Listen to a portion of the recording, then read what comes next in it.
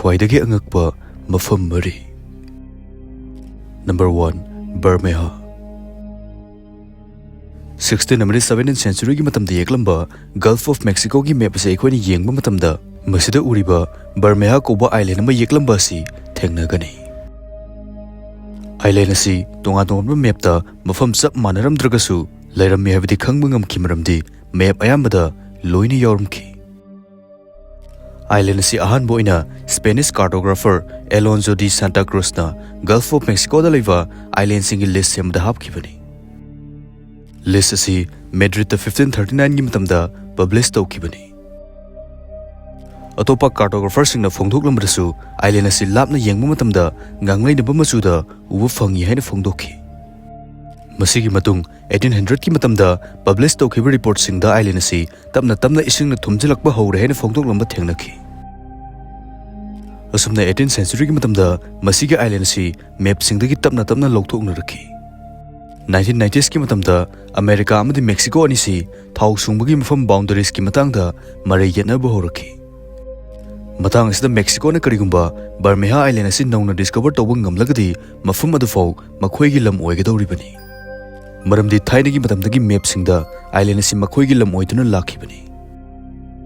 Asumna Mexican government asu official oina island asi thibagi thabak hanjin hanjin ahumlak tawkhi.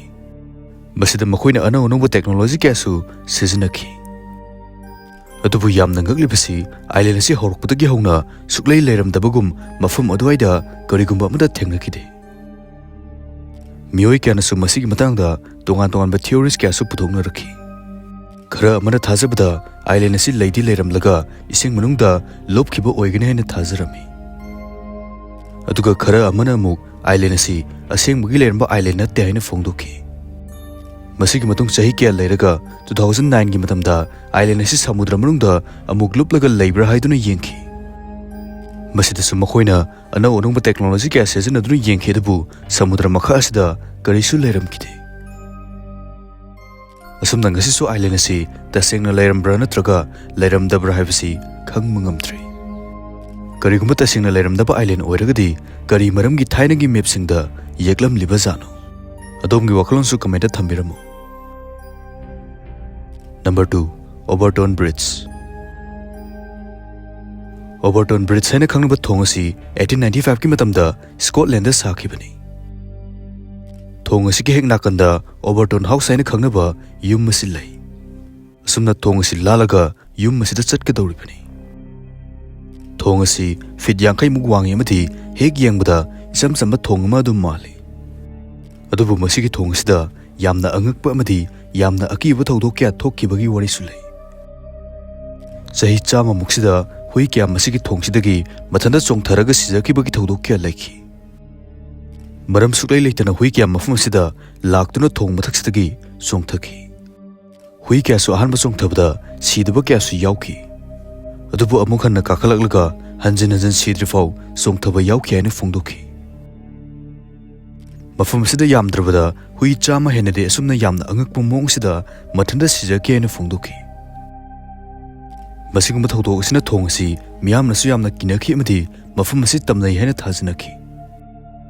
Miyamna thajanaba theory kharagi matungina nakanda leiriba yum asida leiramba nupi ama mafam asida sikhi haina thajanakhi. Aduga nupi dugi thawai asina thong sida tamnabani haina thajanakhi. Masigak natana atopa thodok amada 1994 gi matamda nupa amana magi pokpada ngairiba macha nupa ama thongsidagi langtharaga hatkhi haina phongdokhi. Aduga mahaksu amuk songthagi adabu mahakti hingauki. Masigi matungda nupa asi mental asylum amada thamki. Thodok sing si kamdawna thogalibana haibiki matangda mafum asida expert kya laktuna kupna yengsinki. 2006 ki matamda David Sense ko nupa amana phongdokhibada huisingna thongi makhada atopa jiva wild animals kumbal leiba manbadagi chongthaba oigane haina phongdokhi. Atopa theories kharada amuk thong asi sabagi mongsina maram oiraga huisingna yengba matamda leibak makha asi yamna nangna ubagi chongthaba oigane haina su phongdokhi. Masiguma theories kya leiraga su thodok sing si karina thoan kribano haibagi chapchaba pokhumdi leite. Ngasi thong asi manakta hui amata puraga chana de amadi pusindanaba signboard kya su thetuna thami. Number 3. Viaduct Petrobras. 1950s ki matamda Brazilian government na makhoi ki Khwaidagi sangba highway ma sembagi project ma plan tawki. Asumna 1960s ki matamda project asigi construction asi hoki. Aduga makhoina Viaduct Petrobras kauba masigi highway saruk asi sakirami. Lambi si Brazil ki jungle asi fauraga Rio de Janeiro dagi Santos tamna chatpa yanaba semkibani.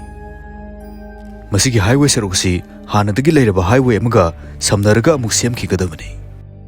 Adubu loisilamdai mikup aduda Brazil ki economic crisis na maram oiraga masigi lambi asi makha na semkide.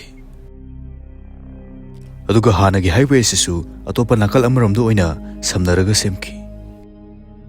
Asumna Viaduct Petrobras asi Brazil ki asongba jungle marak asida abandoned oiraba mafam ama oiki. Masigi highway lambi asi 40 meters muk wangi amadi 300 meters muk sangi. Hek yengbada structure asi akiba fongnei. Jungle marak sida miyoi kana mafam asibu yengba thoina chanabasu yauri. Aduga mafam asida chatpasi khongna natraga cycle gumana chatlei. Atopa lamdagi tourist kyasu mafam asibu yengba thoina lagnei.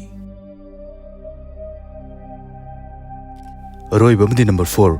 Tower of Silence, Mumbai. Masida uriba structure asi Mumbai gi Malabar Hill da leiba jungle amagi marakta leibani. Masigi structure asi mi ama hektana changlaga yengba yade maramdi mafam asi Parsi community singi khaktagi oiba religious site amani.